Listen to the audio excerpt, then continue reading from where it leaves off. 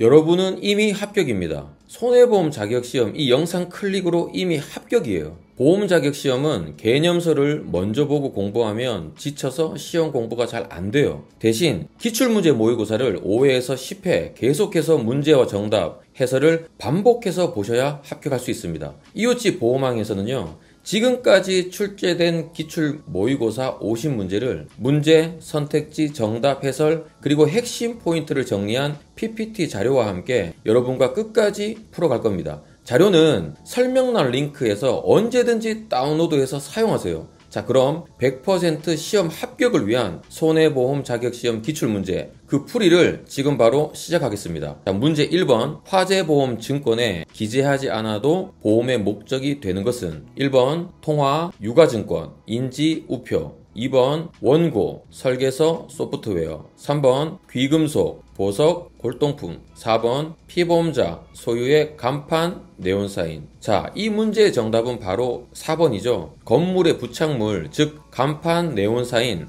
안테나, 선전탑 등은 보험증권에 따로 기재하지 않아도 자동으로 보장되는 물건이에요. 보기에 있는 통화, 기금속, 원고 같은 것들은 특별 약정이 필요한 물건들인데 건물에 붙어 있는 간판이나 선전탑은 자동으로 보장되지만 나머지 항목들은 그렇지 않다는 점을 확실하게 구분해서 외워두셔야 합니다. 이게 바로 계약자분들에게 정확하게 설명해 줄 수 있는 중요한 부분이거든요. 자, 문제 2번 보험회사가 화재보험 계약을 해지할 수 없는 경우는 1번 보험계약자가 고의로 손해방지 의무를 게을리함 2번 보험계약자가 고의로 보험에 가입한 건물 내 영위작업을 실제와 다르게 알림. 자, 3번 보험계약자가 보험의 목적을 타인에게 양도 후 보험회사에 알리지 않음 4번 보험계약자나 피보험자가 고지 의무를 위반한 경우. 정답은 1번이죠. 손해방지 의무는 보험사고가 발생했을 때 손해를 막거나 줄여야 하는 의무를 말해요. 이 의무를 게을리하면 보험금에서 손해액을 제외하고 지급하지만 계약 해지 사유는 아니라는 점을 기억하세요. 반면 2번, 3번, 4번은 모두 계약 해지 사유가 됩니다. 여기서 고지 의무, 통지 의무, 손해방지 의무를 정확히 구분하는 것이 중요해요. 특히 손해방지 의무는 계약 해지가 아니라 보험금 지급과 관련된 부분이라는 점 혼동하지 마세요. 실무에서는 계약의 의무를 정확히 알려주는 것이 중요합니다. 문제 3번 화재보험에 알릴 의무사항 중 틀린 것은 1번 동일한 보험 목적에 대한 중복보험 가입사항은 계약 전 알릴 의무사항에 해당한다. 2번 계약자 또는 피보험자가 계약 전 알릴 의무를 위반했을 경우 보험회사는 계약 해지권을 가진다. 3번 건물을 계속하여 30일 이상 비워두는 경우에는 보험회사에 이를 반드시 통지해야 한다. 4번 건물 구조물을 변경, 개축, 증축 계속하여 10일 이상 수선할 때 통지하여야 한다. 정답은 3번이죠. 건물을 비워둘 때 통지 의무가 발생하는 기간은 15일 이상입니다. 30일이 아니에요. 이 숫자는 자주 바뀌는 부분이 아니니 확실히 외워두세요. 여기서 포인트는 15일이라는 숫자가 아주 중요한데요. 고객 상담 시에도 이 부분을 정확히 짚어주면 전문가로서의 신뢰를 줄 수 있겠죠. 문제 4번 배상책임보험에 대한 설명으로 올바른 것은 1번 가스용기 운송사업자는 가스사고 배상책임보험에 의무적으로 가입해야 한다. 2번 배상청구 기준 배상책임보험이란 보험기간 중에 사고가 발생하고 보험기간 중에 보험금이 청구되는 경우에만 보상하는 보험이다. 3번 의사배상 책임보험은 의사라면 의무적으로 가입해야 되는 보험이다. 4번 시설 소유 관리자 배상 책임보험은 보험기간이 종료되기 이전에 보험금을 청구해야만 보상받을 수 있다. 정답은 2번입니다. 배상 청구 기준 보험은 사고 발생과 보험금 청구 모두 보험기간 내에 이루어져야 보상받을 수 있어요. 이와 반대되는 개념이 손해사고 기준 보험인데 이건 보험기간 내에 사고가 발생하기만 하면 기간 종료 후에도 청구가 가능합니다. 여기서 배상책임보험의 종류와 기준은 헷갈리기 쉽거든요. 배상 청구 기준과 손해사고 기준의 차이를 명확히 이해하고 실무에서 고객의 니즈에 맞는 상품을 추천하는 데 활용해야 합니다. 문제 5번 도난보험에서 보상하는 손해에 해당하는 것은 1번 현금 및 유가증권의 절도 또는 강도의 도난 행위로 입은 손해, 2번 계약자 및 피보험자의 고의, 중과실로 생긴 도난 손해. 3번 화재, 폭발이 발생했을 때 생긴 도난 손해. 4번 망실, 분실 손해. 정답은 1번입니다. 도난보험은 현금이나 유가증권의 도난을 보상합니다. 도난보험은 생각보다 보상하지 않는 손해가 많아요. 특히 고의, 중과실로 인한 손해나 화재, 폭발 시의 도난은 보상하지 않습니다. 이 부분을 고객에게 정확히 설명해야 불필요한 분쟁을 막을 수 있어요. 자, 문제 6번. 장기손해보험의 보험료 구성과 그에 대한 설명으로 옳은 것은 1번 장기손해보험의 보험료는 수음보험료와 위험보험료로 구성된다. 2번 장기손해보험의 수음보험료는 위험보험료와 부가보험료로 구성된다. 3번 저축보험료는 보험계약의 중도해지 시에 해약 환급금의 재원이 된다. 4번 유지비는 신계약을 모집하는 데 필요한 재경비이다. 정답은 3번이죠. 저축보험료는 만기 시 지급하는 만기 환급금과 중도해지 시 지급하는 해약 환급금의 재원이 됩니다. 여기서 보험료 구성은 가장 기본적인 개념인데요. 순보험료와 부가보험료로 나뉜다는 것을 반드시 알아두세요. 여기서 순보험료는 위험보험료 더하기 저축보험료고 부가보험료는 신계약비, 유지비, 수금비입니다. 고객에게 보험료가 어떻게 쓰이는지 설명할 때 꼭 필요한 지식이겠죠. 자, 문제 7번 들어가겠습니다. 장기손해보험에 자동보건제도가 적용되는 경우를 가장 바르게 설명한 것은 1번 보험가액의 90% 미만 사고 발생 시. 2번 보험가액의 80% 미만 사고 발생 시. 3번 보험가입금액의 90% 미만 사고 발생 시.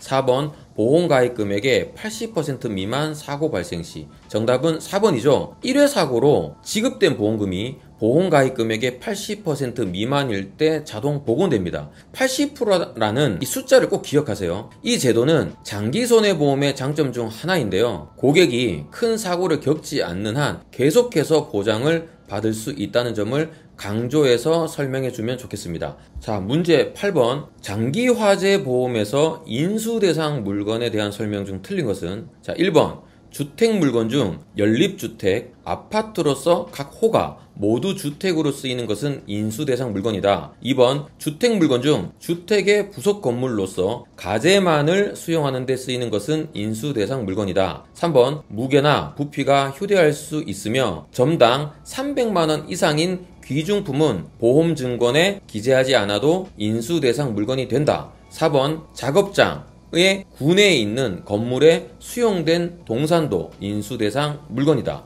정답은 3번이죠. 점당 300만원 이상인 귀중품은 보험증권에 반드시 기재해야만 보험의 목적이 됩니다. 기재하지 않으면 보상받을 수 없죠. 귀중품이나 고가품은 보험가입 시 특별히 신경 써야 하는 부분인데요. 고객이 고가의 물건을 소유하고 있다면 이 부분을 꼭 확인하고 설명해 주어야 합니다. 자, 문제 9번입니다. 장기손해보험에서 계약 내용의 변경에 대한 설명 중 맞는 것은 1번 계약자의 변경은 불가능하다. 2번 피보험자는 보험 종목, 보험 기간을 변경할 수 있다. 3번 계약 내용의 변경 시 회사의 승낙은 불필요하다. 4번 계약자가 요청 시 보험 가입 금액 변경이 가능하다. 정답은 4번입니다. 계약자는 보험 가입 금액을 변경할 수 있습니다. 보험계약의 변경은 회사와의 협의와 승낙이 필요한 경우가 많아요. 특히 계약자와 피보험자는 변경이 가능하지만 보험 종목이나 보험 기간은 변경이 불가능하다는 점을 명심해 해야 합니다. 자, 문제 10번. 세제 개편에 따라 2023년부터 연금저축 세제 혜택이 확대되었는데 이에 대한 설명으로 틀린 것은 1번 연금저축 세액공제 납입 한도 금액은 600만원이다. 2번 총급여액 기준으로 1억 2천만원을 초과하는 경우 세액공제 대상에서 제외된다. 3번 총급여액 기준은 5,500만원 이하, 5,500만원 초과 구간으로만 운영된다. 4번 연금저축과 퇴직연금을 합한 세액공제 대상 납입 한도는 900만원이다. 정답은 2번이죠. 연금저축은 소득 전 구간에 세액공제가 적용됩니다. 소득이 높다고 해서 대상에서 제외되지 않아요. 다만 소득에 따라 세액공제율이 달라지는 것이죠. 핵심 포인트는 연금저축은 노후 준비를 위한 중요한 상품이라는 거예요. 고객의 소득 수준에 따라 어떤 혜택이 있는지 정확하게 설명해 주는 것이 성공적인 계약을 이끌어내는 열쇠가 될 수 있겠죠. 문제 11번. 연금저축보험 가입 후 연금 수령 시 적용되는 연금소득세율로 맞는 것은 1번 비과세, 2번 70세 이전 15%, 3번 70세 이전 5%, 4번 70세 이전 12%. 정답은 3번이죠. 연금소득세율은 연금 수령 나이에 따라 달라집니다. 70세 이전은 5%, 80세 이전은 4%, 80세 이후는 3%가 적용됩니다. 연금 수령 시 세금 문제는 고객들이 가장 궁금해하는 부분 중 하나예요. 나이에 따른 세율을 정확히 암기하고 있어야 고객의 신뢰를 얻을 수 있겠죠. 자, 문제 12번입니다. 2연 퇴직소득에 대한 연금 수령 시 적용 세율은 1번 2연 퇴직소득세의 60%, 2번 2연 퇴직소득세의 70%, 3번 2연 퇴직소득세의 80%, 4번 2연 퇴직소득의 90%. 정답은 2번입니다. 2연 퇴직소득을 연금으로 받을 때는 2연 퇴직소득세의 70%가 적용됩니다. 퇴직연금과 관련해서 세금은 아주 중요한 부분이에요. 고객의 노후자산 관리 상담을 할 때 이 부분을 명확하게 설명해 주셔야 합니다. 자, 문제 13번입니다. 교통사고 처리 특례법에 대한 설명 중 맞는 것은 1번 책임보험에 가입한 경우에는 가해자와 피해자 간 합의가 이루어지지 않더라도 공소를 제기할 수 없다. 2번 사망사고는 교통사고 처리 특례법에 의해 공소를 제기할 수 없다. 3번 피해자의 생명 유지에 반드시 필요한 뇌에 중대한 손상이 발생한 경우에는 보험가입에 특례가 적용되지 않는다. 4번 어린이 보호구역 안전운전 의무 위반의 경우 보험가입에 특례가 적용된다. 정답은 3번이죠. 피해자에게 생명 유지에 필요한 뇌 손상이나 신체 상해가 발생한 경우에는 특례가 적용되지 않아 형사처벌을 받을 수 있습니다. 교통사고 처리 특례법은 고객들에게 매우 민감한 부분이에요. 12대 중과실 사고는 특례가 적용되지 않는다는 점을 꼭 기억해야 합니다. 문제 14번. 자동차 보험 대인 배상 원의 보상 한도에 관한 설명 중 틀린 것은 1번 사망사고 시 보상 한도는 최저 2천만원, 최고 1억 5천만원이다. 2번 부상사고 시 부상 한도는 14급 50만원, 1급 3천만원이다. 3번 후유장애 시 1인당 최고 한도는 1억 5천만원이다. 4번 피해자 1인에 대한 보상 한도가 무한이며 1사고당 한도도 없다. 정답은 4번입니다. 대인배상원은 피해자 1인당 보상 한도가 정해져 있는 유한 책임입니다.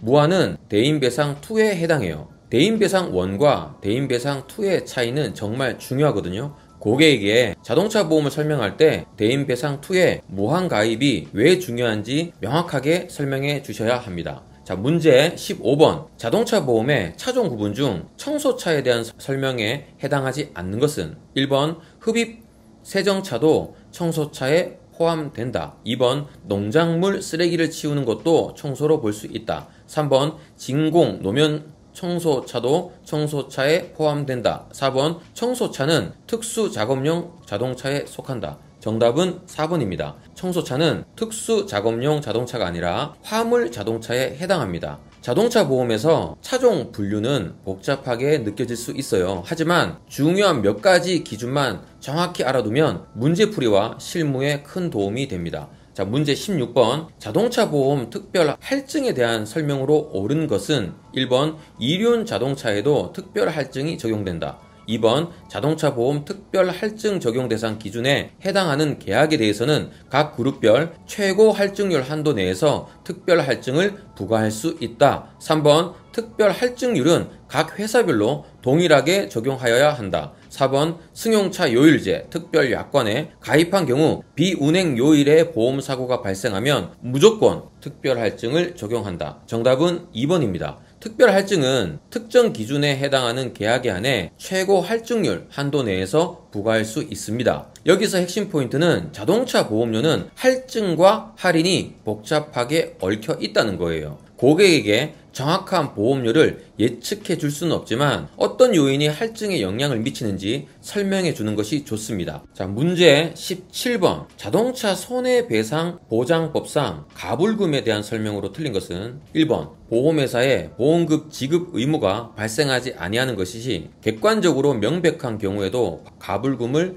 지급하여야 한다. 2번 가해자가 대인배상 1 및 2에 가입한 경우 치료비는 그 보상 한도 내에서 진료수가 전액을 보상한다. 3번 치료비 이외에 손해에 대해서는 책임보험금의 범위 내에서 피해자에게 발생한 손해액의 50%까지 지급한다. 4번 가불금 미지급 시 보험회사에 대해 과태료가 부과된다. 정답은 1번입니다. 보험금 지급 의무가 없다는 것이 명확하면 가불금을 지급하지 않아도 됩니다. 가불금은 피해자의 신속한 치료를 위해 임시로 지급하는 돈이라는 것을 기억하세요. 가불금은 신속한 피해 보상을 위한 제도이거든요. 고객이 사고 피해자일 경우 이 제도를 활용할 수 있음을 알려주는 것도 좋은 서비스가 될 수 있겠죠. 자, 문제 18번. 보험계약자가 전화를 이용하여 체결한 계약을 해지하고자 할 때 보험회사가 확인해야 할 내용이 아닌 것은 1번 보험계약자 본인 여부, 2번 계약 체결 전에 통신수단을 이용한 계약 해지 동의 여부, 2번 타인을 위한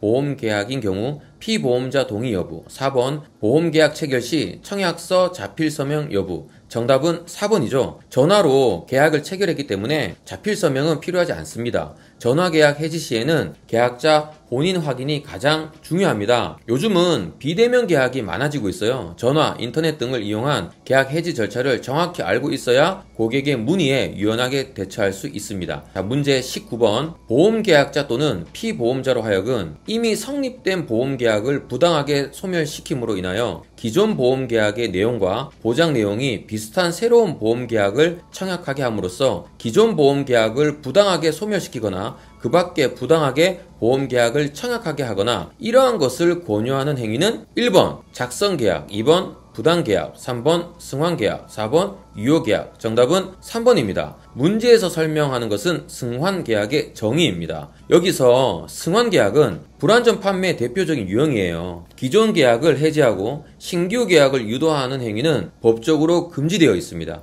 고객에게 불이익이 갈 수 있는 이러한 행위를 절대 해서는 안 됩니다. 자, 문제 20번. 손해보험 공정 경쟁 질서 유지에 관한 상호협정상 모집 종사자가 특별 이익 제공을 약속한 경우 제재금 최대 한도액은 1번 500만원, 2번 1천만원, 3번 2천만원, 4번 3천만원. 정답은 2번이죠. 특별이익 제공 약속 시 제재금은 최대 1천만원입니다.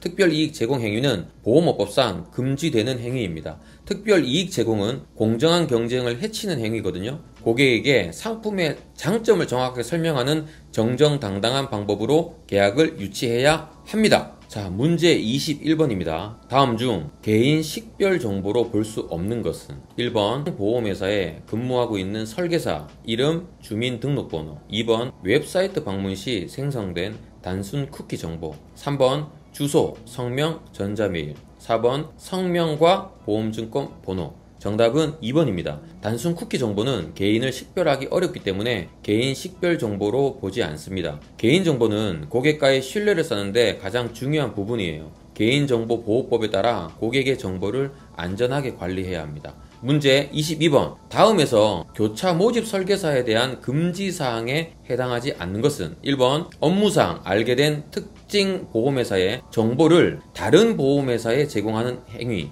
2번 다른 교차 모집 보험 설계사 유치를 조건으로 대가를 요구하는 행위, 3번 교차 모집 관련 보험계약 정보를 외부에 유출하는 행위, 4번 보험회사가 정한 수수료 수당을 요구하는 행위. 정답은 4번이죠. 보험회사가 정한 수수료나 수당을 요구하는 행위는 정상적인 업무 행위이므로 금지사항에 해당하지 않습니다. 여기서 교차 모집 설계사는 여러 보험사에 상품을 판매할 수 있는 장점이 있지만 그만큼 지켜야 할 의무와 금지사항이 많습니다. 이 부분을 정확히 숙지해야 합니다. 23번. 보험대리점으로 등록할 수 있는 자에 해당하지 않는 것은 1번 중고차 판매업자, 2번 수입차 판매업자, 3번 자동차 판매업을 겸용하는 방송 채널 사용 사업자, 4번 보험중개사. 정답은 4번이죠. 보험중개사는 보험대리점으로 등록할 수 없습니다. 보험업 관련 종사자 간의 겸업 제한 규정이 있거든요. 어떤 직업이 보험대리점을 겸할 수 있는지 없는지를 명확히 구분해야 합니다. 자, 문제 24번. 금속법상 금융상품 직접 판매업자에 해당하는 것은 1번 보험회사, 2번 보험설계사, 3번 보험대리점, 4번 보험중개사. 정답은 1번이죠. 금융상품 직접 판매업자는 보험회사, 금융투자업자, 은행 등 금융상품을 직접 판매하는 회사를 말합니다. 설계사, 대리점, 중개사는 판매를 대리하거나 중개하는 역할을 합니다. 여기서 금소법은 보험 판매 방식에 큰 영향을 미치는 중요한 법이에요. 직접 판매와 대리 중개 판매의 개념을 명확히 이해하고 있어야 합니다. 자, 문제 25번. 보험 판매 프로세스 중 정보 수집에 관하여 가장 잘못된 설명은 1번 고객에 대한 체계적인 정보 수집 단계이다. 2번 가족사항 등 일반 정보뿐만 아니라 보유자산에 대한 정보도 수집 내용에 포함된다. 3번 보험에 대한 니즈 외에도 관심사나 인생 목표 등도 수집한다. 4번 상품에 대한 설명과 가입을 권유한 후에 정보 수집을 하는 것이 효과적이다. 정답은 4번이죠. 정보 수집은 상품을 추천하기 전에 이루어져야 합니다. 고객의 니즈를 파악한 후에 최적의 상품을 제안하는 것이 올바른 프로세스입니다. 핵심 포인트로 고객의 정보를 먼저 파악하고 그에 맞는 상품을 제안하는 것이 불안전 판매를 막는 가장 좋은 방법이거든요. 고객과의 신뢰를 쌓는 첫 단계임을 잊지 마세요. 자, 문제 26번. 투기 위험이 아닌 것은 1번 주식투자, 2번 신규 사업 진출, 3번 교통사고, 4번 도박. 정답은 3번이죠. 교통사고는 순수 위험에 해당합니다. 순수 위험은 손실만 발생할 수 있는 위험이에요. 투기 위험은 이익이나 손실 모두 발생할 수 있는 위험입니다. 위험의 종류를 구분하는 것은 보험의 가장 기본 개념입니다. 순수 위험과 투기 위험의 차이를 명확하게 이해하는 것이 중요해요. 자, 문제 27번. 보험기간이 기간과 구간으로 혼합되어 정해지는 혼합보험에 해당되지 않는 것은 1번 조립보험, 2번 적합보험, 3번 건설공사보험, 4번 여행자보험. 정답은 2번입니다. 적합보험은 혼합보험이 아니라 기간보험에 해당합니다. 적합보험은 선박에 적재된 화물을 보장하는 보험이에요. 혼합보험은 기간과 구간이 섞여있는 독특한 형태의 보험입니다. 대표적인 예시들을 기억해두면 문제풀이에 도움이 되겠죠. 문제 28번. 다음 중 보험사기 방지 특별법상의 내용이 아닌 것은 1번 보험사기 행위의 정의와 처벌 규정, 2번 보험사기의 보고 및 수사 의뢰, 3번 보험회사의 의무, 4번 나이롱 환자 근절. 정답은 4번입니다. 나이롱 환자 근절은 자동차 손해배상보장법에 규정되어 있습니다. 보험사기 방지 특별법은 보험사기 행위를 막기 위한 법이죠. 보험사기는 사회적으로 큰 문제예요. 법적으로 어떤 행위가 보험사기에 해당하는지 어떤 처벌을 받는지 정확히 알고 있어야 합니다. 자, 문제 29번. 다음에 도로교통법에 대한 설명 중 틀린 것은 1번 자전거 음주운전은 법령상 금지되어 있으나 훈시 규정으로 단속되어도 처벌받지 않는다. 2번 중앙선이 없는 보도에서 보행자는 도로의 전 부분으로 통행할 수 있다. 3번 모든 차의 운전자는 회전교차로 진입 시 서행하거나 일시 정지해야 한다. 4번 보행자 우선 도로에서는 자동차의 통행 속도를 시속 20km 이내로 제한할 수 있다. 정답은 1번입니다. 자전거 음주운전도 명확한 처벌 규정이 있습니다. 도로교통법은 자동차 보험과 밀접한 관련이 있어요. 고객에게 교통법규를 준수하는 것이 보험료 할인에도 도움이 된다는 점을 알려주는 것도 좋은 팁이 될 수 있겠죠. 자, 문제 30번. 피보험 이익에 대한 설명으로 틀린 것은 1번 명확하게 이익의 존재가 확인되어야 피보험 이익이 될 수 있다. 2번 피보험 이익은 보험회사의 책임 범위를 정하는 기준이다. 3번 피보험 이익을 통해 보험의 도박화 및 인위적 위험을 방지할 수 있다. 4번 동일한 보험 목적에는 동일한 하나의 피보험 이익만이 존재한다. 정답은 4번입니다. 하나의 보험 목적에도 여러 개의 피보험 이익이 존재할 수 있거든요. 피보험 이익은 보험계약의 가장 중요한 요소 중 하나입니다. 이익의 존재를 정확하게 파악해야 올바른 보험계약이 이루어질 수 있겠죠. 자, 문제 31번. 보험계약의 소멸 사유가 아닌 것은 1번 피보험 이익의 소멸, 2번 보험회사의 파산 후 1개월이 경과한 경우, 3번 보험계약자의 임의 해지, 4번 보험계약 성립 후 2개월이 지난 때까지 1회 보험료를 미납한 경우. 정답은 2번이죠. 보험회사가 파산하더라도 3개월이 지나야 계약이 소멸됩니다.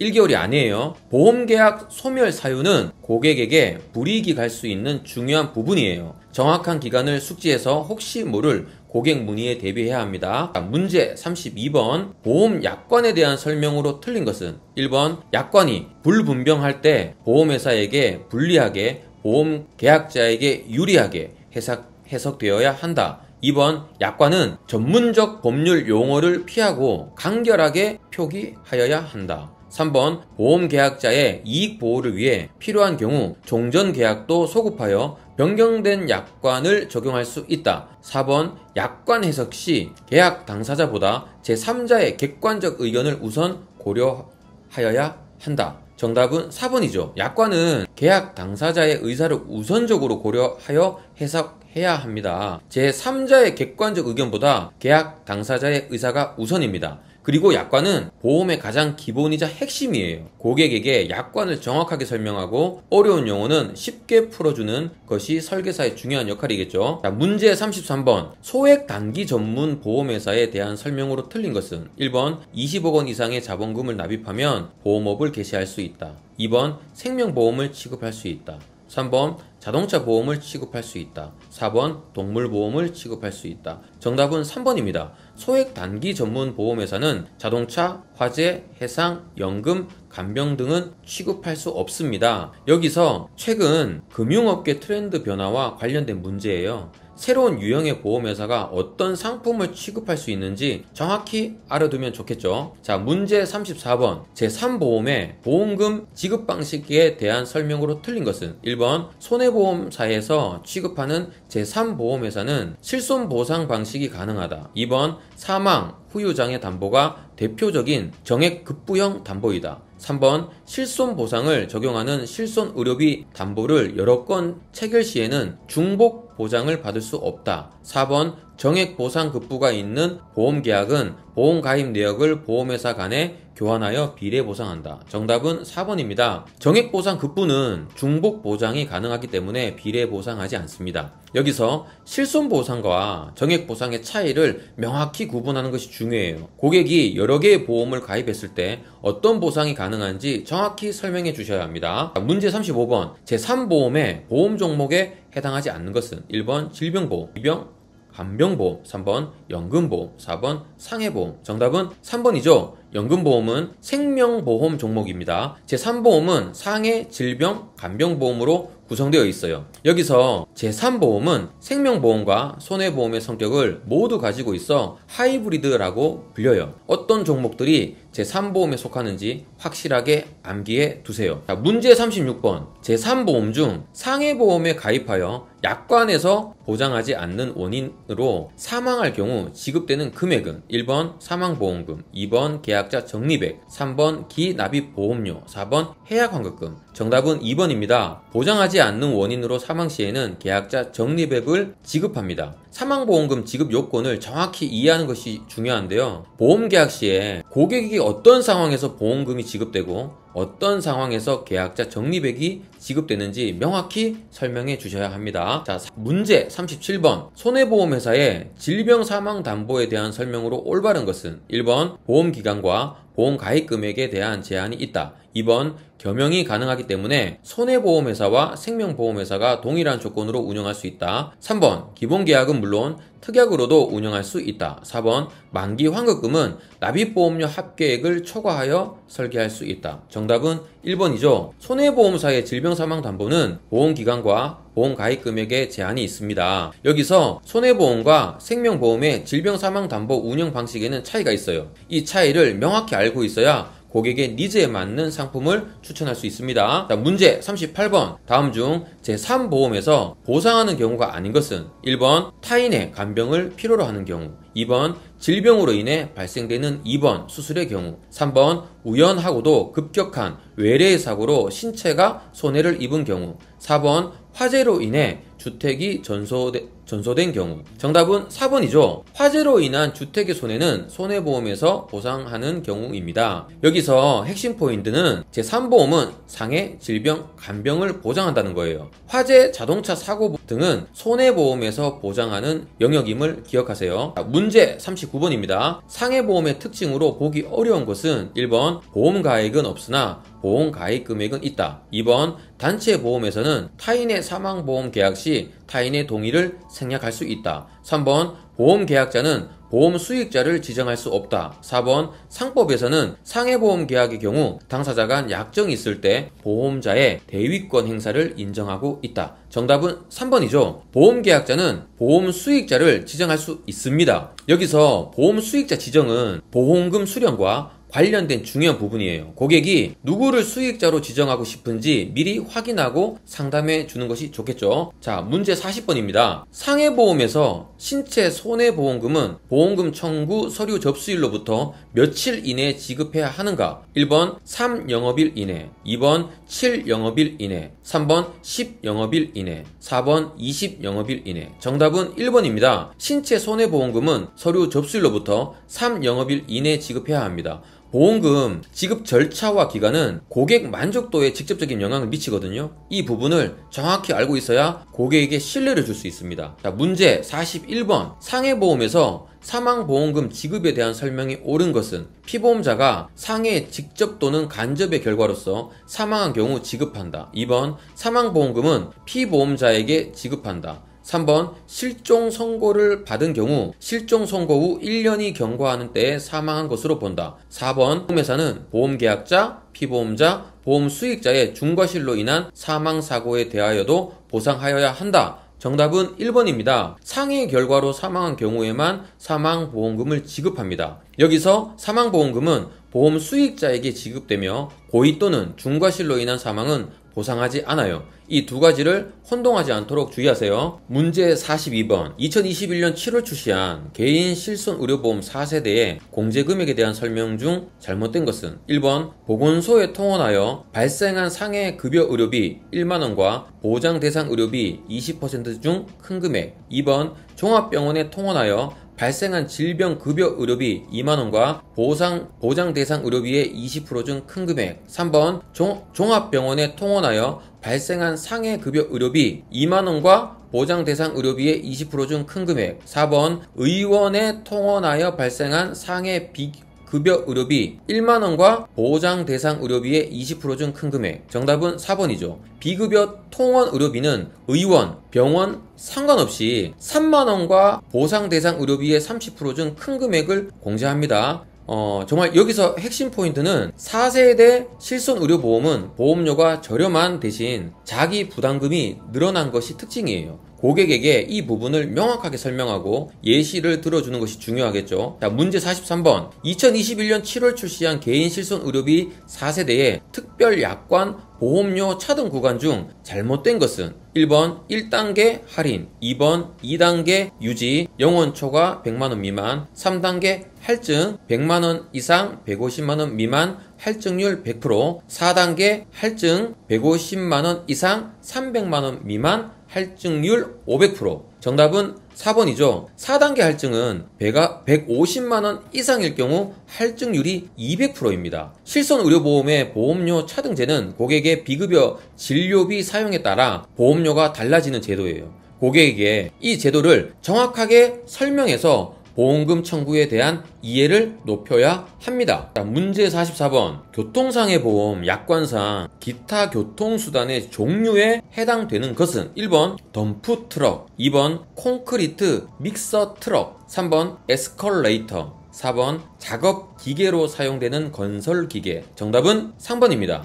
에스컬레이터는 기타 교통수단에 해당합니다. 교통상해보험은 약관에 명시된 교통수단 사고만 보장해요. 어떤 것들이 기타 교통수단에 포함되는지 잘 외워두셔야 돼요. 문제 45번. 단체 상해보험에 대한 설명으로 맞는 것은 1번 비영리 법인단체는 2종 단체에 해당한다. 2번 보험증권은 보험계약자와 피보험자 모두에게 교부한다. 3번 타인의 사망보험계약에서 피보험자의 서면에 의한 동의를 반드시 받아야 한다. 4번 단체의 대표자는 보험회사의 승인 없이 피보험자를 변경할 수 있다. 정답은 1번이죠. 비영리 법인단체는 2종 단체에 해당합니다. 단체보험은 개인보험과는 다른 특징이 많아요. 특히 피보험자의 동의를 생략할 수 있는 점 등은 꼭 기억해야 합니다. 자, 문제 46번. 2021년 7월 출시한 개인 실손의료보험 4세대에 대한 설명으로 맞는 것은 1번 기본형 실손의료보험 급여에 가입하지 않고 특별약관,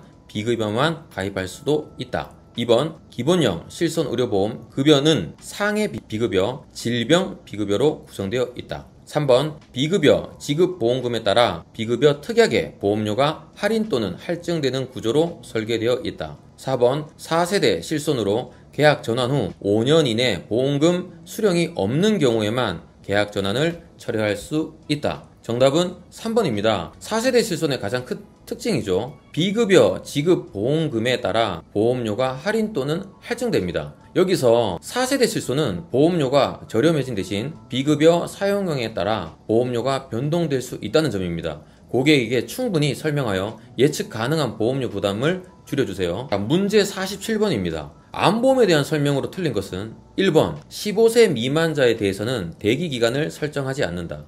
2번 기타 피보암은 대기기간 없이 보험기간 시작일로부터 보상한다. 3번 대기기간 중 암진단 확정 시에는 보험계약은 무효이며 계약 무효 시에는 이미 납입한 보험료를 환급한다. 4번 대기기간 중 암진단 확정 시에 보험회사는 보험계약의 철회를 요청할 수 있다. 정답은 4번입니다. 대기기간 중 암진단이 확정되면 자동으로 계약이 무효가 되므로 별도의 철회 절차가 필요하지 않아요. 여기서 암보험의 대기기간은 고객에게 중요한 정보예요. 대기기간 동안 진단받으면 보험금을 받을 수 없다는 점을 꼭 명확히 알려주세요. 자, 문제 48번 들어가겠습니다. 다음 중 실손의료보험의 유형별 설명으로 틀린 것은 1번 일반 실손의료보험, 노후 실손의료보험, 유병력자 실손의료보험 모두 보험료는 1년마다 갱신된다. 2번 일반 실손의료보험, 노후 실손의료보험, 유병력자 실손의료보험 모두 3년 후 재가입하는 구조이다. 3번 유병력자 실손의료보험은 통원의료비에서 처방 조제는 보상하지 아니한다. 4번 유병력자 실손의료보험은 기본형 상해 2번 의료비, 상해 통원의료비, 질병 2번 의료비, 질병 통원의료비만으로 구성된다. 정답은 2번입니다. 일반 실손의료보험은 5년마다 재가입하는 구조입니다. 여기서 실손의료보험은 시대에 따라 계속 변하고 있어요. 각 유형별 특징과 재가입 주기를 정확히 알고 있어야 합니다. 문제 49번입니다. 다음 중 치아보험과 어린이보험에 대한 설명으로 틀린 것은 1번 치아보험은 질병으로 인한 치료에 대하여는 면책기간이나 감액기간을 운영하고 있다. 2번 치아보험의 감액기간은 보험 가입 전에 이미 치아질환을 보유한 사람이 보험금을 받을 목적으로 보험에 가입하는 것을 방지하기 위한 장치이다. 3번 어린이 보험의 특약을 더해 출산 시 위험까지 보장하는 상품은 실무적으로 태아보험으로 통칭한다. 4번 태아보험은 고령 임산부 증가를 고려하여 장애, 기형 등 선천 질환을 가진 신생아가 보험 혜택을 받을 수 있도록 임신 사실을 알기 전에 보험에 가입할 수 있다. 정답은 4번이죠. 태아보험은 임신 사실을 안 후, 즉 임신이 확정된 시기에 가입할 수 있습니다. 태아보험은 출산과 관련된 위험을 보장하는 중요한 상품이에요. 임신 사실을 알기 전에는 가입할 수 없다는 점을 명확히 설명해 주셔야 합니다. 자, 마지막 50번 문제입니다. 다음 중 장기 간병보험에 관한 설명으로 맞는 것은 1번 치매 상태로 진단이 확정된 경우 간병 비용은 연금의 형태로만 받을 수 있다. 2번 알코올 중독, 습관성 약품으로 인한 활동 불능 상태도 보상 대상에 포함된다. 3번 치매 간병비는 중증 치매 상태로 진단 확정되고 그날을 포함하여 일정 기간 이상 지속되었을 경우 지급한다. 4번 뇌 속에 선천적으로 생긴 기질적인 병으로 인한 변화는 인지기능 장애에 해당된다. 정답은 3번이죠. 치매 간병비는 중증 치매로 진단 확정되고 일정 기간 이상 지속되었을 경우에 지급합니다. 간병보험은 고령화 시대에 꼭 필요한 상품이에요. 보장받을 수 있는 조건과 제외되는 조건을 정확히 알아야 되겠죠. 자, 오늘 손해보험 자격시험 기출문제 해설 시리즈 그 네 번째를 함께 풀어봤는데요. 시리즈별로 계속 나가고 있으니까요. 첫 번째, 두 번째, 세 번째도 꼭 여러분들 저희 영상을 꼭 찾아서 들으셔서 합격에 저는 도움이 되셨으면 좋겠습니다. 어떠셨나요? 어려운 문제도 있었지만 핵심 포인트를 잘 파악하면 충분히 풀 수 있는 문제들이었습니다. 포기하지 않고 꾸준히 노력하면 합격의 문은 반드시 열릴 겁니다. 자, 다음 시리즈에서도 또 만나요. 여러분의 합격을 진심으로 응원하겠습니다.